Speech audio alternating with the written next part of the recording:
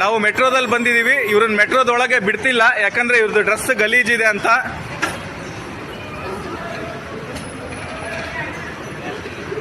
ಬ್ಯಾಗಲ್ಲಿ ಏನಿಲ್ಲ, ಬ್ಯಾಗಲ್ಲಿ ಬಟ್ಟೆಗಳಿದಾವೆ.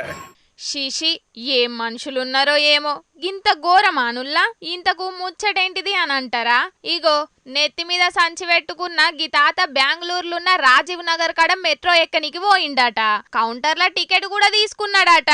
ఇక మెట్రో రైలు ఎక్కుదామని లోపలికి పోతుంటే ఆడున్న సూపర్వైజర్ అడ్డుపడ్డాడంట.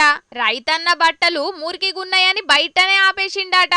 ఇక వీళ్ళను ఏమనల్లో మీరే చెప్పుండ్రి. చుట్టుముట్టున్నోళ్ళు అరే ఆయన మన్నులకెళ్ళి అన్నం తీసే రైతన్న గాయన బట్టలు ఎట్లుంటే నీకేంది, టికెట్ తీసుకున్నాడు కదా లోపలికి పంపియ్యి అని గా సూపర్వైజర్ మీదకి మస్తుగా గరమైనరు. అయినా కూడా పంపియలేదట.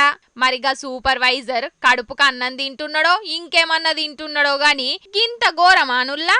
అంటే కాయ కష్టం చేసేటోళ్ళు మెట్రో రైలు ఎక్కద్దా? ఆ రైతన్న బట్టలు గట్లున్నాయి కాబట్టే నువ్వు 3 పూటల అన్నం తింటున్నావు, ముందు అది తెలుసుకో అని గా సూపర్వైజర్ మీదికి గట్టిగానే గరమైతున్నారు అందరూ. ఇక వీడియో సోషల్ మీడియాలో వైరల్ అయ్యే వరకు పై ఆఫీసర్లు గా సూపర్వైజర్ ను సస్పెండ్ చేసిండ్రట. ఆవు చెయ్యాల్సిందే. రైతులను బీద బిక్కొళ్లను చులకనగా చూసేటోళ్ళందరినీ గట్టిగా అరుసుకోవాల్సిందే.